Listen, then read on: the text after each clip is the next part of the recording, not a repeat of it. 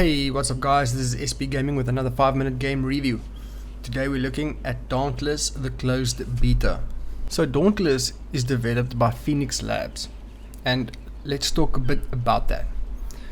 Formed by Jesse Houston, Sean Bender and Robin Main, former developers from Riot Games. But not only does the founders come from a fairly big dev background, Phoenix Labs includes 40 other developers formerly from BioWare, Blizzard and Capcom. So clearly these guys are more than capable of producing a very good game. Now Dauntless is the first release of Phoenix Labs and is inspired by Capcom's Monster Hunter series, which by the way is also worth looking into releasing next year and so forth.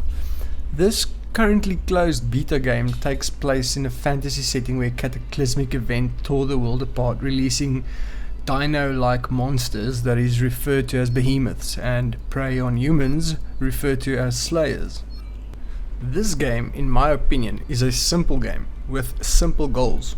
You start in a city where you have to accept a quest like in every single RPG ever made, and here is where I hope they make some changes.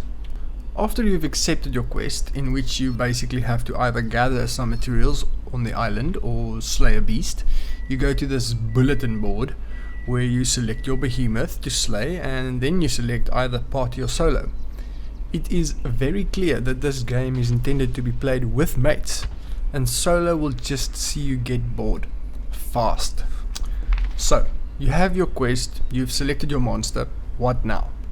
Now you fly to the island in some sort of sky boat from a kids movie, all in the form of a cutscene. I would really like to see the developers do something a bit more interesting here. Maybe some sort of system where there is more user intervention into getting to the island. Once on the island you have about 30 minutes to do your thing.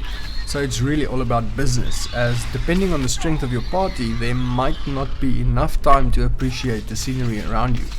You run around gathering materials that will be used for upgrading gear in the town, and once you've had enough of that you go find a behemoth, and so starts a 20-minute boss fight on average. After the fight you get some epic victory music and a fight recap, and bam! You're back in town.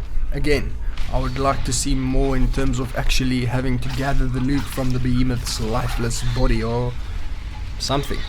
Anything. Now the fighting in this game is a lot of fun. It uses a combo system where different combos releases different devastating attacks and moves, and it looks awesome. As a slayer you can choose from 4 weapons in the closed beta: a hammer, sword, axe and chain axes, or something resembling a boomerang axe kind of thing. We have already been promised more in terms of weapons and armors from the developers, so it will be interesting to see what they come up with.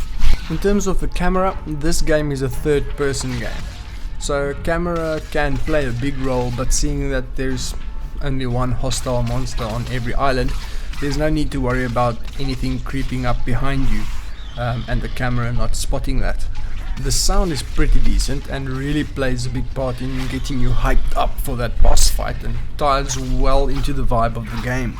Personally, I'm not really one that pays attention to the music in game, as usually I can't even hear anything over the noise and the joking and mucking around of my friends in Discord.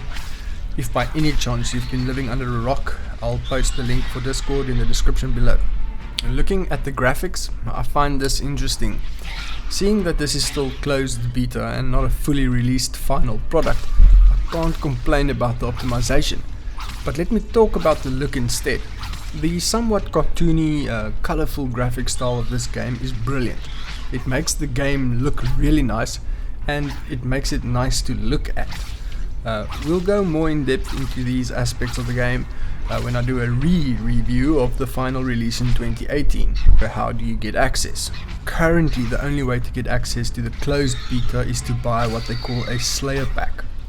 Now I feel these are a bit expensive and maybe it will be worthwhile for them to add some cheaper options, but if you don't want to practically buy a free game, all you have to do is wait.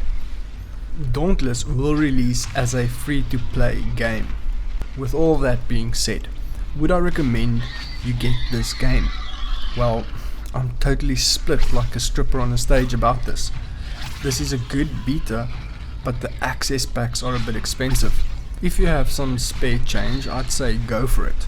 I'm very excited about this new studio, and this is a very promising game with unlimited potential. But will the devs tap into that?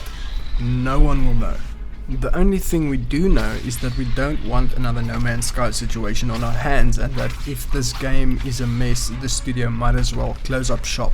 If you can, support these guys. If you can't, wait for the full release. Personally, I really enjoyed this game. With a bunch of friends, this game can entertain you for hours. From my side, thank you very much for watching, and remember to smash that like and subscribe button. I'll be giving away some rewards for reaching subscriber goals, so keep an eye out on my Facebook page for info. Until next time, peace.